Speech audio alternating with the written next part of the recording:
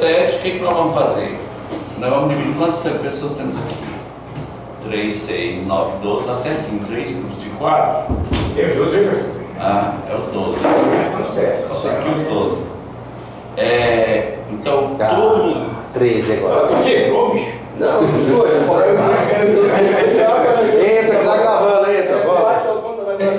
Dá uma cadeira pra ele. Ah, 12 discípulos agora? 12 discípulos e mais agora. Agora, será que com Jesus vai esse jato? Agora tá certo. Rapaz. Sim, pastor, vá. Todo mundo, João 5,17, nós vamos ter 3 grupos, no mínimo de 4 cada um. E aí lá no grupo, lê-se o capítulo inteiro. Mas vamos logo dividir aqui para fazer as tarefas, tá? Então, vocês 4 aqui é grupo 1. Não meu grupo aqui já está fechado já. Tá. Agora passa, olha aí. Vocês 4 aqui é grupo 1. É eles 4 aqui, Felipe? Ah, esses 3 aqui. Aí aqui atrás? Vocês aí, o Augusto é grupo 2. E esse aqui é grupo 3. E o Jair escolhe aí um grupo, tá? Outro mais não. Aqui com a galera do Então, atenção. Todo mundo vai ler. Lá vocês vão ler João 17. Mas o grupo 1 vai ficar responsável pelas lições do versículo 1 ao 5. Peraí, deixa eu anotar aqui. Volta aí pra gente ir. Nossa, Nossa, lá. é o 3? Nossa, É o 3. Anota aí. Você liga só eu tô falando. Pastor colocou ali, João 17. Pastor, quais são os grupos aí? Tu pode repetir. Esses 3 aqui, o Felipe, grupo 1. Nossa, Vocês 4, grupo 2. Isaías tem 4 aqui. Vocês 4 não. Esquece o Jair. Vocês 3 e o Augusto. Grupo 2 e esses 3 aqui, grupo 3. E aí? Ele escolhe Os os 4 na As casa. pessoas qual grupo? Tá, então grupo 1, Isso, pronto. a reflexão é de 1 ao 5. Todo mundo leu João 17. Esse grupo aqui, né? Mas vocês trazem as lições do 1 ao 5 para compartilhar. Grupo 2, 6 a 19. E grupo 3. Deixa eu ver aqui. 20 a 26. Tá? Ok? Então assim, apartem-se, separem-se. E aí podemos até dar um pause aí na gravação. Pessoal de casa, pode ficar lendo aí João 17. E aí na volta, se vocês quiserem compartilhar alguma coisa, tá? Que agora a gente vai dar um pause na gravação. Não sei se vai dar na live aí. Precisa dar, não? Não, né? Ok. Vai ter esse trabalho em grupo aqui, vocês leem João 17 em casa, tá bom? Ok, separa-se aí porque todo mundo aqui não vai lá. Tá todo. Tá, grupo 1, o que temos aí no 1 ao 5? João 5. Vamos lá. Em conjunto? Não pode falar. Não, vou falar. Vocês querem falar ao mesmo tempo? Não, eu digo. Deixa só a voz. É um jogral. Nós lemos e.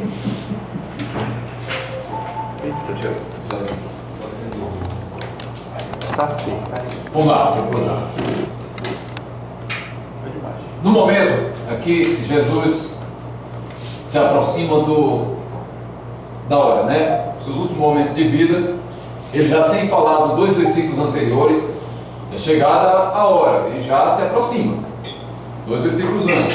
Então, Tira o áudio, Ronaldo. aqui Jesus falou assim e levantou seus olhos ao céu. Então, no momento que o Senhor faz um clamor ao Pai, tendo íntima comunhão com Ele, né? E começa a trazer memória algumas coisas a Deus. Não que Deus precise lembrar, mas ele está clamando e falando com Deus. Esse Pai, é chegada a hora, agora glorifica o teu filho, para que também o teu filho glorifique a ti, né? Ou seja, um momento de glorificação de ambos, né?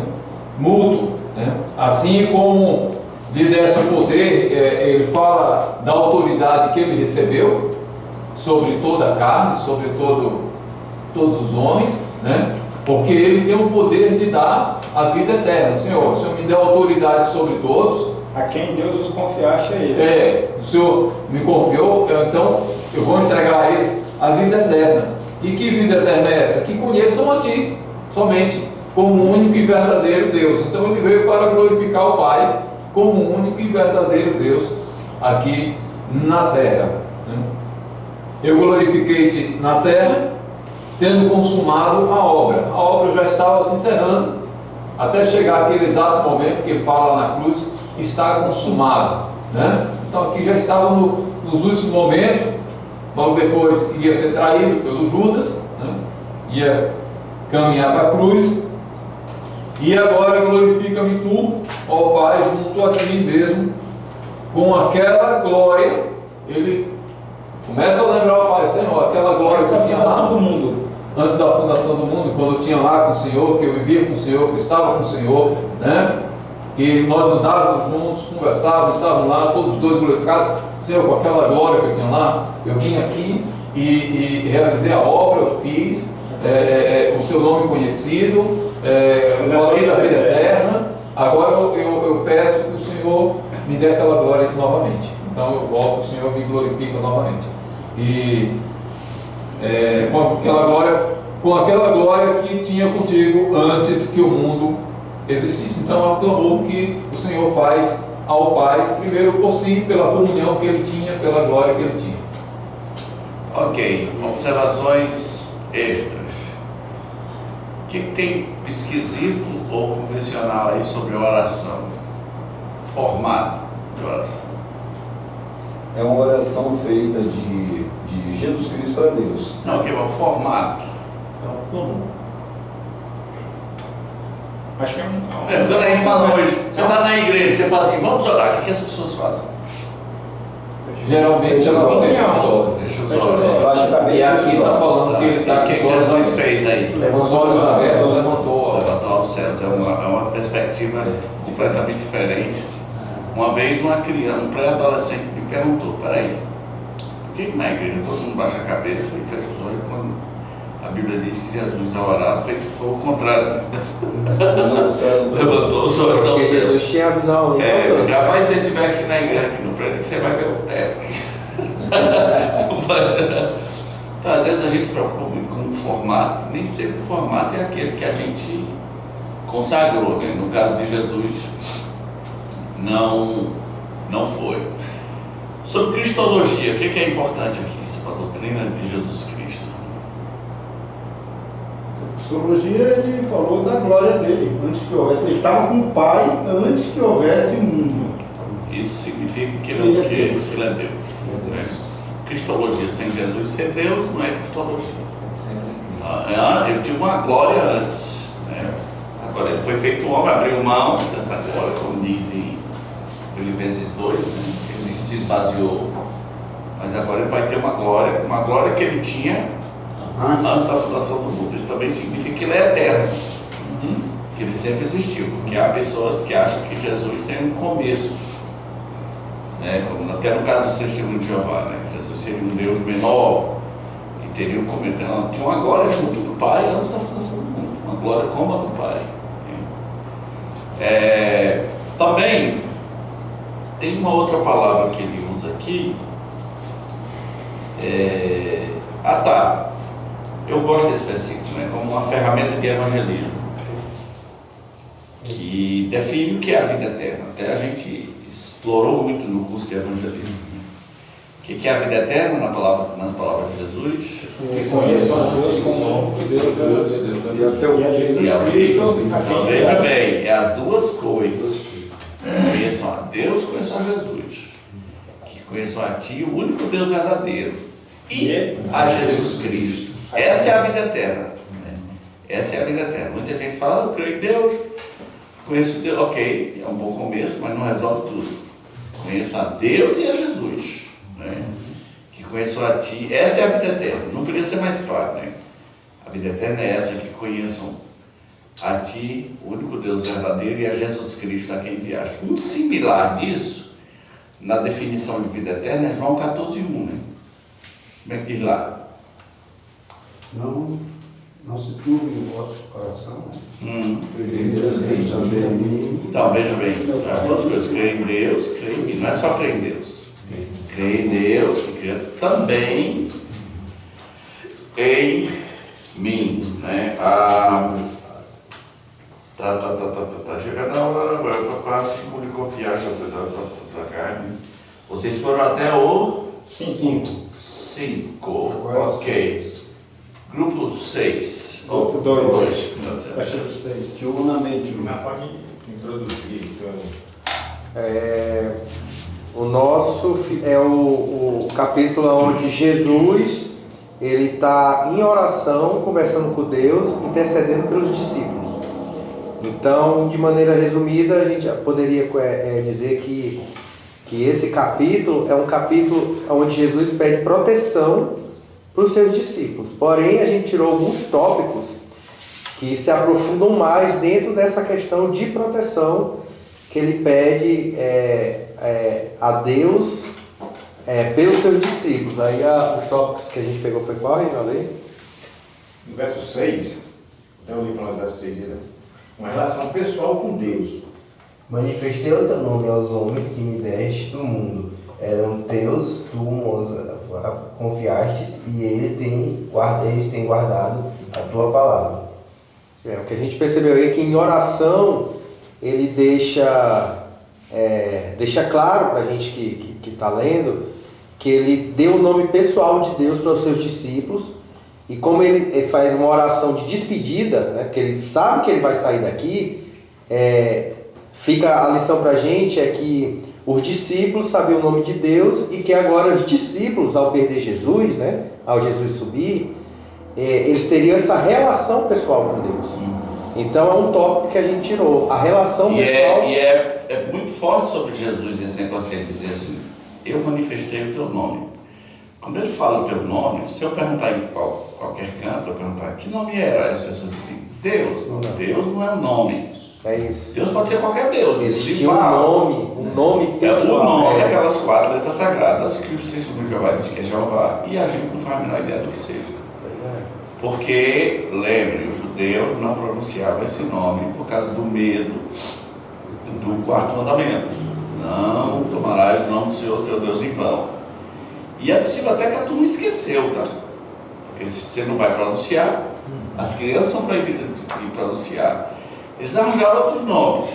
Hoje o nome lá mais comum é Hashem. Né? Hashem, quer dizer o Eterno. Mas, pessoal, é possível ter esquecido? Você tem lá 4 letras. Que seria o Javé? Não sabemos na hora. Se eles não sabem, nós não vamos saber. Como no início. Não tem a menor condição de ser Javé nem Jeová. Porque no início E porque não tem? Porque não tem? J Não tem J no hebraico. Então onde é que arranjaram esse Javé? Onde é que arranjaram esse J? No lugar do J é o Yod, que é que falei que é o nosso I. Então já tira esse J aí, não faz o menor sentido. E se as pessoas não falavam esse nome e Jesus chega na cara dura falando esse nome, então ele era um cara muito assustador, né? E uma autoridade assim fora do comum. Poxa, quem é esse cara aqui? Fala o nome dele. Ousa falar aquele nome que a gente não tem coragem. Então ele deixa bem claro, eu manifestei o teu nome a eles, né? Foi para o mundo ou foi para os discípulos? Discípulos. Aos homens que Aos homens. me deste. Aos homens que me deste. Manifestei o teu nome. Então, ele usava esse nome, né? As pessoas, ninguém usava, e até hoje ninguém usa. É tão forte, eu contei a minha experiência, a minha curiosidade, né? Quando surgiram as Bíblias com áudio em hebraico, né, na internet, eu falei, agora eu vou saber o nome, porque as pessoas vão estar lendo. Se ela vai estar lendo, quando chegar no nome, né? Então falou o Senhor todas essas coisas, Gênesis 20, né? Êxodo 20. Eu vou ouvir, que vai ser um judeu falando, Meleca. Eles trocaram por Adonai, nem gravando eles pronunciam. Se você for ouvir uma Bíblia em hebraico, você não vai ouvir um nome sagrado, você vai ouvir Adonai ou Hashem. Mas esse suposto Jeová, o Javé, não vai ouvir, porque ninguém toca nesse nome. Ninguém quer falar esse nome com medo de pecar, né? Com medo de citar esse nome em vão. Aqueles vários nomes que tem então são sinônimos, né? É o Shaddai.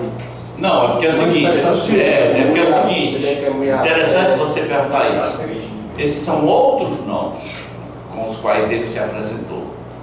Mas o nome que ele falou para Moisés, que ele revelou para Moisés, Nossa, lá de trás da pedra, foi esse. E engraçado que quando ele revelou esse nome a Moisés, ele disse, ó, para Abraão e Isaac eu não revelei esse nome. Então, até mesmo os antepassados passaram um tempão sem saber. Até mesmo, por exemplo, quando Não é segredo, né? o nome secreto. Quando você tem Gênesis 1, né? O que diz Gênesis 1 e 1? Que nome é que está lá? Deus. Elohim. Ou seja, a Bíblia já nem começa com esse nome. Então a gente não é nem obrigado a ficar pronunciando, porque várias seções da Bíblia não trazem esse nome. Aí ele usa o Adonai. Ele usa, mas com o Jireh já vem o tal do Jeová Jireh. Quer dizer que a gente acha, a gente chama de Jeová. O dos exércitos, Jeová Shebaot, vem a palavra Jeová. O Senhor que te cura, Jeová Rafa, está lá Jeová. O Senhor é a minha bandeira, Jeová Nissi, está lá. Sidekenu, que é o Senhor Justiça Nossa, Sidekenu, está lá. Sidekenu e Arana. Sidekenu, que a gente escreveu ali, o pessoal escreveu Tissekenu. Uma vez o Rabino estava aqui, fiquei muito de vergonha. O Rabino, no segundo banco, olha, o pessoal escreveu Tissekenu. É Sidekenu. Eu sempre falo para o pessoal lá corrigir, mas sempre fico Tissekenu. Inventaram Jeová Tissekenu. Então, tem esse mistério, mas Jesus, imagina a autoridade de Jesus. Uma das razões que as multidões admiravam ele é porque ele não era como os outros, não era como os demais mestres, né? Ele falava com quem tem autoridade, um mestre completamente diferente. Continue, senhores. Sim, o segundo ponto, Augusto está bem tempo? Oi? Está bem. Aceitação de Jesus Cristo como Filho de Deus, está no verso 7 e 8. Agora eles reconhecem que todas as coisas que me tens dado provêm de ti, porque eu lhes tenho transmitido as palavras que me deste, e eles as receberam, e verdadeiramente conhecem que saí de ti e creio que tu me enviaste. Então, assim, os discípulos estavam convertidos. Essa conversão não resistiu a uma crise, né? Da hora da tensão, mas estavam convertidos, creram em Jesus. O que mais? Mas na proteção de si, não é oração, né? Oração em si, verso 9 e 11. Por várias vezes ele pede ao Pai que Deus livre os discípulos do mal, que Deus os proteja, que eles consigam cumprir a missão, assim como Cristo cumpriu a missão deles. No capítulo 15 ele fala assim: não peço que os tires do mundo, e sim que os guarde do mal.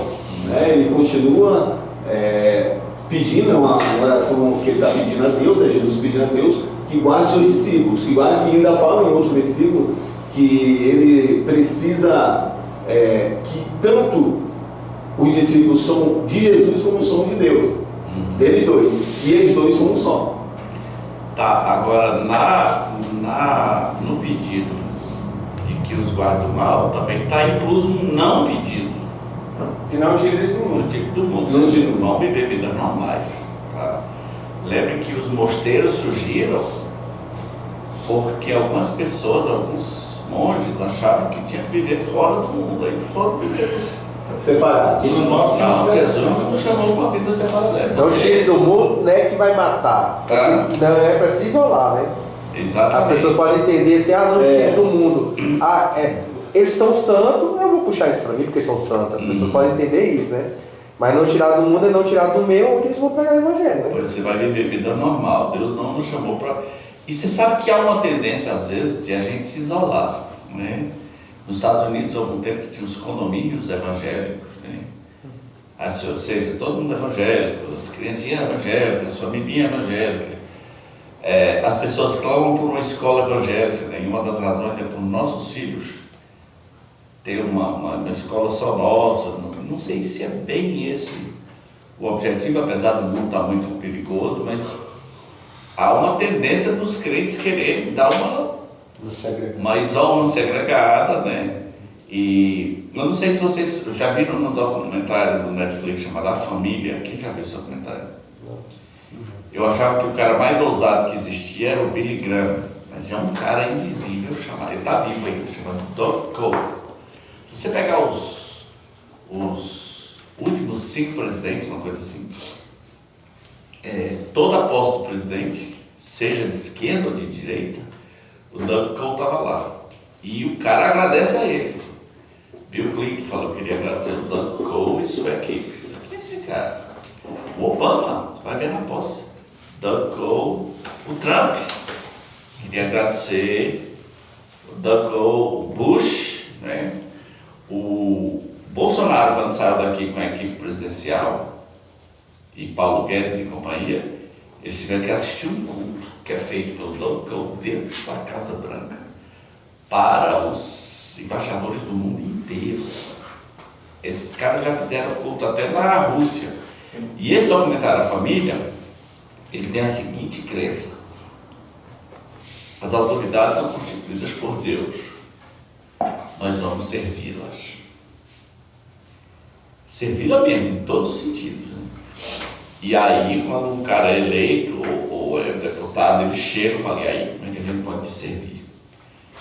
Isso deu uns problemas, né? Porque eles fizeram uma coisa boa, eles discipularam alguns políticos, eles transmitiram valores muito altos para alguns senadores, para alguns deputados. Foi tão forte que os caras quiseram morar junto. Assim, tem uma vila lá nos Estados Unidos que os caras quiseram morar. E estava tudo muito bem, até que um pegou a mulher do outro. Estava indo certo. Estava indo certo. Até que um pegou a mulher do outro. E teve uma época que eu estava em casa e saíam as matérias assim na CNN. O senador desapareceu. Eu achava... E depois reapareceu, né? Eu achava estranho. Aí, não, eu estava meditando, depois a história veio à tona, né? Ele pegou a mulher do outro senador, que era do grupo lá da família, e aí esse período os caras foram disciplinar ele, ensinar ele manifestou arrependimento e tal. Mas assim, Deus não nos chamou para morar numa vilazinha, todo mundo junto, né? Deus nos chamou, foi para... eu recomendo que assistam. Eu não vou falar bem nem mal, vocês tirem suas conclusões, mas que o Doug Cole é ousado, fez culto lá no Kremlin, do Putin, fez culto na Arábia Saudita. Que ele é abusado, ele é. E quase morreu, tiveram medo de morrer, tá? Porque na Rússia ainda dá, né? Que a Rússia não é tiveram medo. Essa é a parte tensa do documentário, que eles pegam a firma e vão para a Arábia Saudita. Eles entenderam que tem essa missão. Aí fica bem radical mesmo, ver a autoridade assim, quase como um semideus, né? Quando o Bolsonaro com o Paulo Guedes foi nos Estados Unidos, cara, peraí, você vai no culto lá. E não estava só eles, né? Estava uma reca de presidentes e eles evangelizam essa turma seriamente. Minha família é The Family, porque focar a família na parte. Tá, bota em inglês, The Family. The Family. Você sabe fazer isso, né? The Family. Recomendo que veja, é interessante. O Netflix vai baixar o RIP. Ele já tem uma visão formada. Eu acho que tem as duas coisas. Teve o lado bom e teve o lado fanático da coisa. Pastor, mas no nome aqui ele é um grupo seleto aqui, né? Sim, mas não vai sair do mundo. Não é para sair. Sim, não é para sair. Não é para sair do mundo. Outra coisa, sim. Leva a missão, né? A missão de pregar o evangelho a toda criatura. Não é para se isolar, não. Tem mais coisa, queridos? Só uma vírgulazinha. E nenhum deles, falando dos discípulos, né? E nenhum deles se perdeu, exceto o filho da perdição. Ele já sofreu por liquidação. Estava predestinado. Você é filho da perdição. Não tem como a gente querer mudar a maçã. Ainda fizeram um bullying.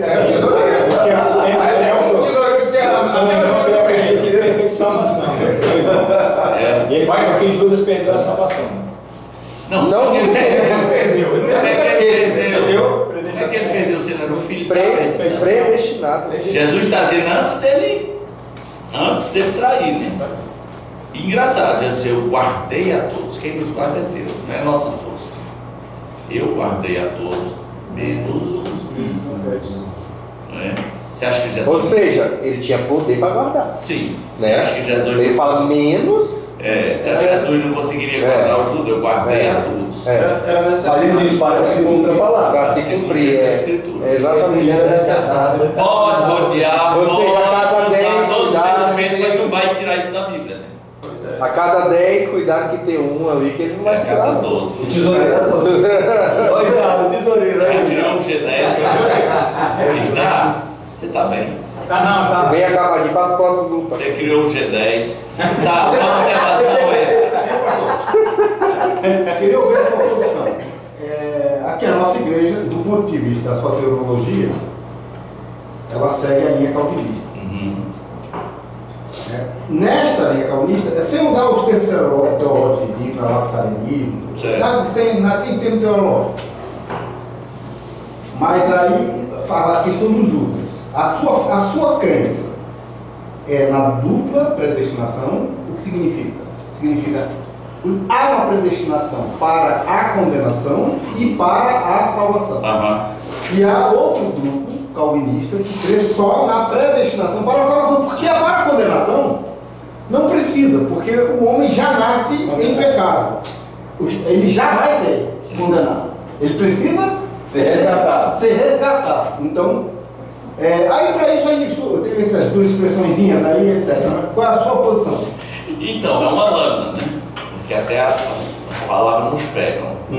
Se é uma palavra fora da linha, eu sou pego. Eu acredito em dupla predestinação, no sentido de que, ok, raça humana se perdeu toda em Cristo. A raça humana é perdida, Deus tira os seus vasos. Mas se quisesse tirar outros, também tirava. Por que não tirou, né? Acredito em dupla predestinação também porque o mesmo Deus que amou Jacó aborreceu Esaú. Amou Jacó, aborreceu Esaú. Acredito em dupla predestinação porque 3 vezes em Provérbios 16 nos dá essa ideia. Uma delas diz assim: Deus criou todas as coisas com um propósito, inclusive o ímpio para o dia da perdição. Então, assim, não crer na dupla predestinação é uma tentativa nossa de romantizar um assunto que é forte. É forte, é chocante, não entendo tudo, mas quando você vai tentar explicar por que Deus aborreceu Esaú, cada um dos dois estava no ventre. Romanos deixa bem claro, não havia feito nem bem nem mal. Nem bem nem mal. Os dois lá no ventre. E já foi dada a profecia. O mais o mais jovem será certo o mais moço, porque eu amei a Jacó e aborreci Esaú. Nem nasceu ainda. A explicação está em Efésios 1, 4 e 5. O que diz? Escolheu antes da fundação do mundo. Não, ok, mas aí a questão é que escolheu. Mas tem uma turma que escolheu só os salvos. E a dupla predestinação escolheu todos os mas salvos. Escolheu você escolhe você. Qual que seria Mas ali escolheu o quê? Mas Efésios é para a igreja. É uma carta para uma igreja. Então, você pode radicalizar e dizer, está falando de cristão para cristão, ele nos escolheu. E os outros, né? É se os decretos de Deus vieram aí, porque eu queria fugir, né? Vieram antes da queda, que é infralapsarianismo, lapsarianismo, ou depois da queda. supralapsarianismo. Ele fala que desde a fundação do mundo, segundo da parte da Antes da queda, né? Sim, mas um cara que crê só na monopredestinação, eu ia dizer, aí está falando de cristão para cristão, ele nos escolheu, é nós aqui, ó. Ele nos escolheu. E foi predestinado só para a salvação. E uma outra turma, não, predestinou tanto para a salvação quanto para a perdição. Efésios 1 não é suficiente para essa galera entender. Para mim para você mas para essa galera entender não convence. Aqui está falando da predestinação dos escolhidos.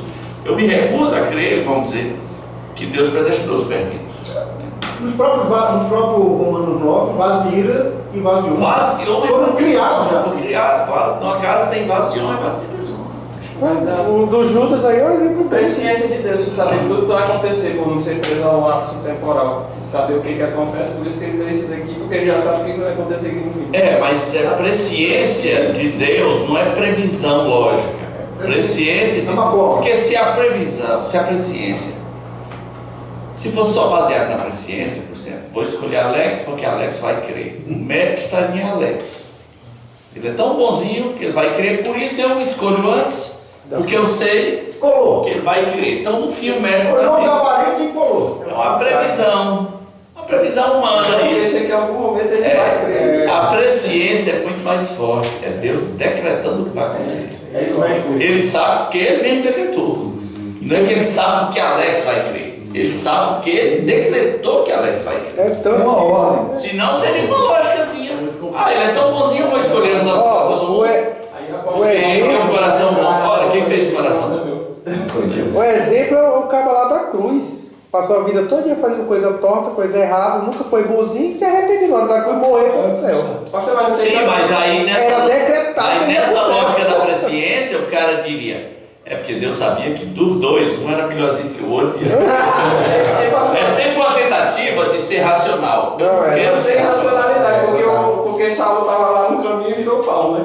Na lapada, né? Não, todo encanto cai. Todo encanto cai quando você descobre que metade da terra nunca ouviu o Evangelho. Nunca. Nós do Ocidente, na nossa vidinha confortável, a gente acha que as oportunidades são iguais. Não.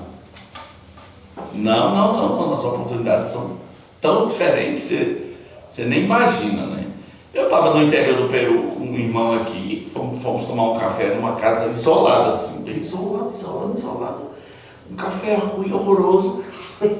Aí perguntamos para a mulher: você já ouviu falar de Jesus Cristo? Ela falou, não. Ela falava meio quechua, meio espanhol, né? Ela falou, não. Quer ver fácil? Eu gelei, falei, meu Deus, aqui pertinho. Aqui pertinho da esquina. Nunca vi. Tá, fechou? O próximo grupo. Tem um extra aqui, tá? Para vocês. Para ajudar a gente entender que tudo é de Deus mesmo. Jesus Cristo disse nessa sessão que vocês leram, 6-19. eu não rogo pelo mundo. Que isso? Jesus não orou pelo mundo, eu rogo pelos que são teus. Então, Deus dele. Lá no 9, né? Não vou rogar, não vou orar, não rogo. É assustador, né? É forte. É assustador. E a gente quer explicar com lógicazinhas humanísticas, Passar pano, né? para ficar em paz. Não, porque dá medo. Como tinha uma mensagem antiga do Marco Feliciano, é o escândalo da graça, é assustador mesmo. É assustador. Então não rogo pelo mundo, rogo pelos que são teus, que me deste.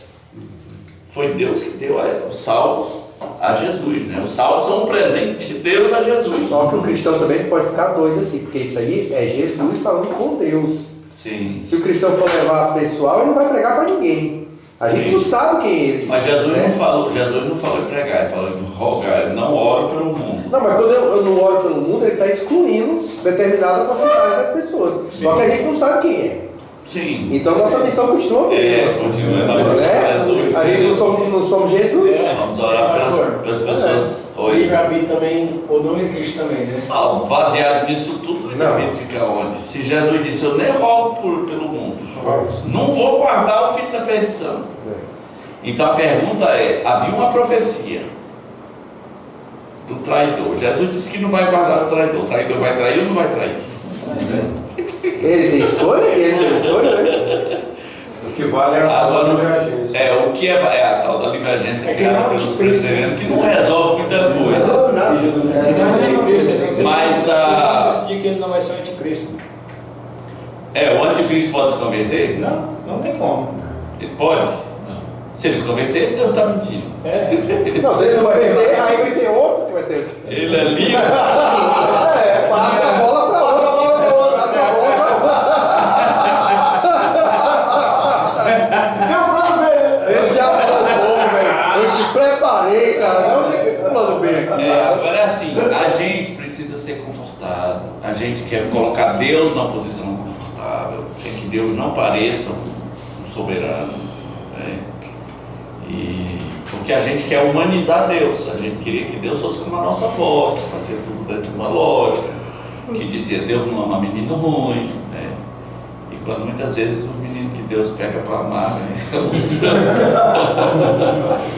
Então eu chamo isso de um Deus da vovó, né? A lógica do Deus, ele não é o Deus da vovó, ele é o soberano fazendo o que quer, como lhe agrada. E a grande questão é se você ainda o adora, né? Essa é a grande questão. Grupo 3.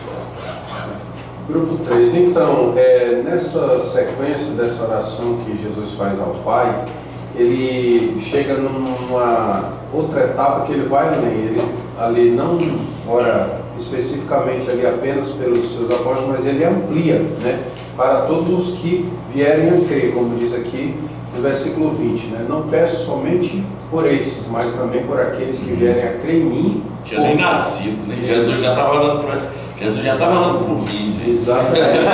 Olha muito amor. Isso, exatamente. E por meio do que eu viria a crer, por meio da palavra, né? Por meio da palavra que eles falaram, né? A fim de que todos sejam um. Então a outra palavra-chave aqui para esse final é a unidade. Unidade vertical para com Deus, né? E unidade horizontal para com aqueles que vierem a crer, né? E essa unidade, ela tem também, a gente abstrai daqui, que tem mais um detalhe. Ela serve como um propósito, que é o que eu testemunho, para ser um testemunho, né?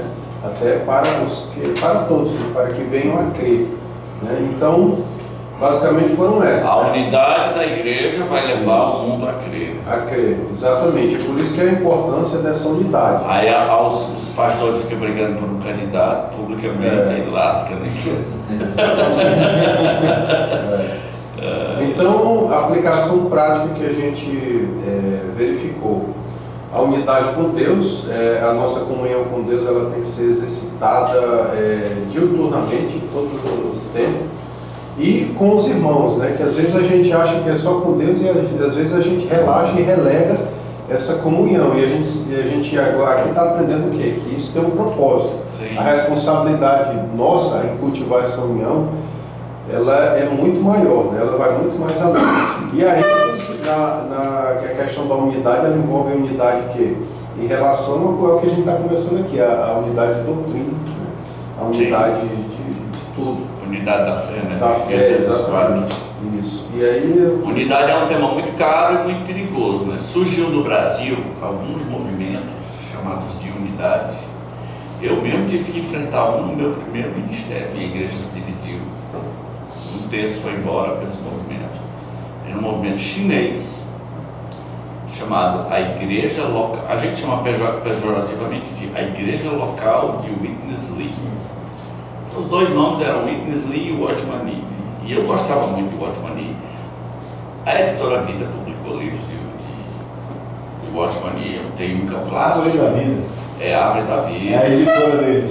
Vida Cristã Normal, o livro lá. Um dia chegou um cara aqui com o jornal Árvore da Vida querendo distribuir para a igreja. Eu falei, irmão, saia, eu quero que você saia daqui. Eu quero que você se retire. Porque eles chegam e assim, não, nós somos para montar unidade, né?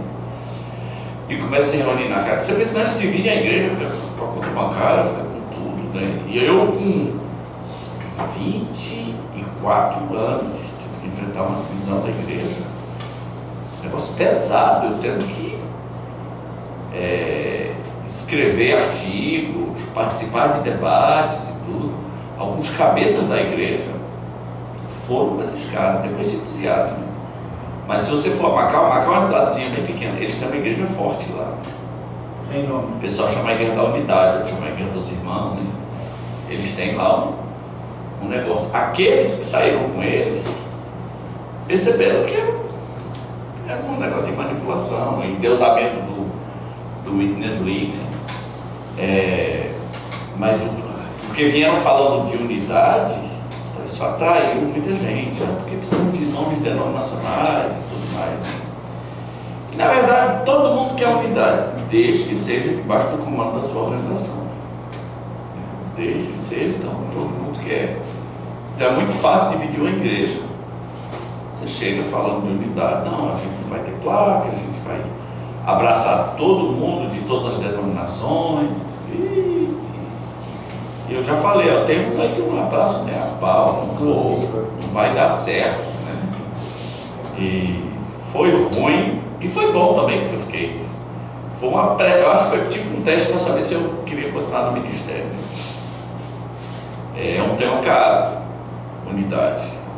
Hoje está meio fora de moda, mas tinha até músicas no passado. Tinha uma música antiga que dizia, não importa a igreja o que tu és. Já viu esse negócio? Não. Se atrás do Calvário tu estás, se o teu coração é igual ao meu, dá-me a mão e meu irmão serás. Dá-me a mão, dá-me a mão, dá-me a mão, Domingo e meu irmão serás. Cara, é só dar a mão, pronto, tá tudo resolvido. Que é isso, só dar a mão. E não importa o que tu é, não importa sim. Quero saber quem você é, quero saber quem você é. Sim. E o lema nos anos 80 era, olha, deixa a doutrina de lado, né? O importante é o amor. E eu falava e sempre falei, se a sua doutrina pode ser deixada de lado, porque ela é podre, ela não vale de nada. Porque se ela for boa, você não vai deixar ela de lado. Então, unidade é um tema caro e a gente tem que viver em unidade. E te digo, é impossível essa unidade proposta aí por esses grupos interdenominacionais, mas podemos viver pelo menos uma unidade local. Pelo menos em unidade local é preciso viver. O limite entre a unidade e o ecumenismo, né? É saber separar. O ecumenismo é uma grande salada, né? Que muita gente vai dizer para você acha que eu vou ter unidade com a universal? Não vou, não quero. São ladrões, são mercenários, são homens maus. Eu vou ter... só universal na tesouraria só. Outro nome aí. Eu vou ter unidade com seitas fanáticas, com falsos apóstolos. Marivan está... Mas o reverencialismo não é cristão, todos reconhecem como seita mesmo, e acabou-se. O Marivan ligou para mim, angustiado, o cara lá com ameaça de câncer de pâncreas. Chega uma mulher para ele e fala, olha, tive uma visão sobre ti, que tu não vai sair da sala de cirurgia. Que a pessoa vai... Quase mata o Marivan. Aí eu falei, rapaz, essa gente é maldita, se você puder esculambar, esculhamba. Vou orar por você agora, para Deus acalmar o seu coração, não se deixe impressionar por isso. Ele nem para a sala de cirurgia foi, né? E aí, ele nem entrou. Eu quero entender como é que ele nem saiu, porque nem entrou. Entendeu tudo errado, né? Eis que te digo, bicho. Mas é engraçado.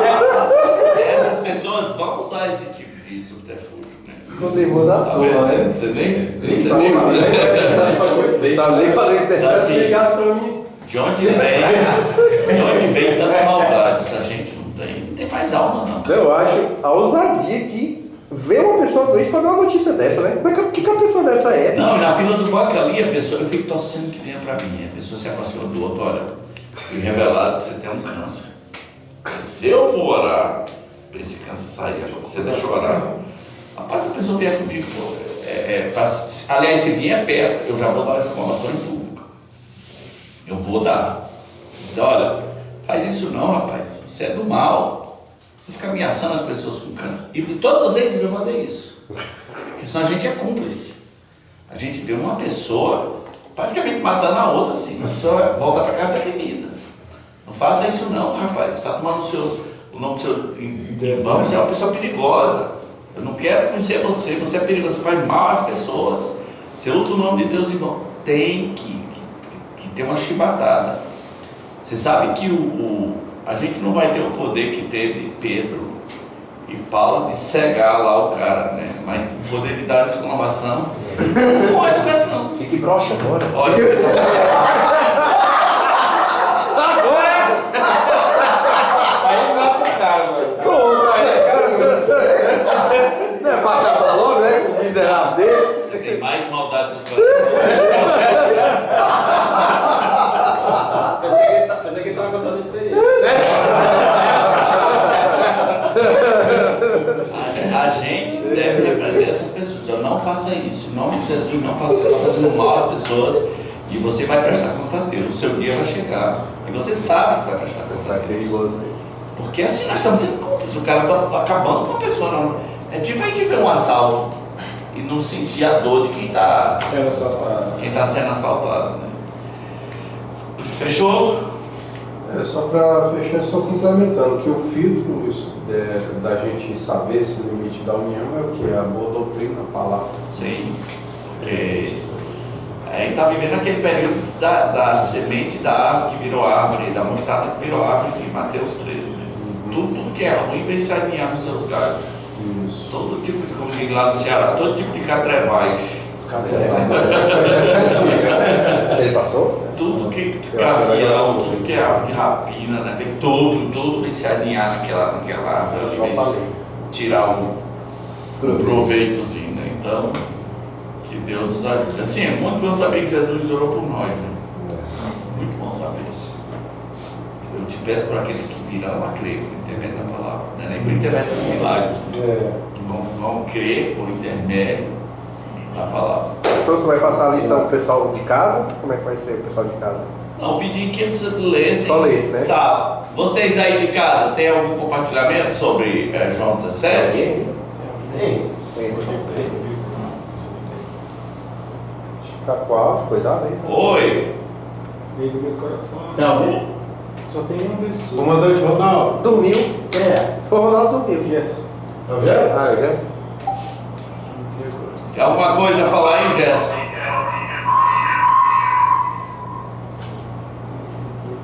Acho que não. Vai com essa microfonia melhor não. Né? Não. Ok, vamos orar então. Augusto, ora aí para nós. Oremos, amado Deus Pai, te agradecemos, Senhor, por mais uma reunião aqui, Senhor, por ter ensinado cada dia mais, que eu possa estar assessorando o pastor Marcos a nos trazer esse conhecimento, que possamos, Senhor, crescer, que possamos aprender cada dia mais a tua palavra, que esse ensinamento possamos colocar em prática, Senhor, e que tu possas, Senhor, estar abençoando cada um aqui presente. E também te agradecemos por saber que tu tem orado por cada um que crê em ti, Senhor. Muito obrigado por tudo que tem feito em nossas vidas, que possamos ir para casa em paz. Te pedimos, te agradecemos, em nome do Filho amado Jesus Cristo. Amém. Amém.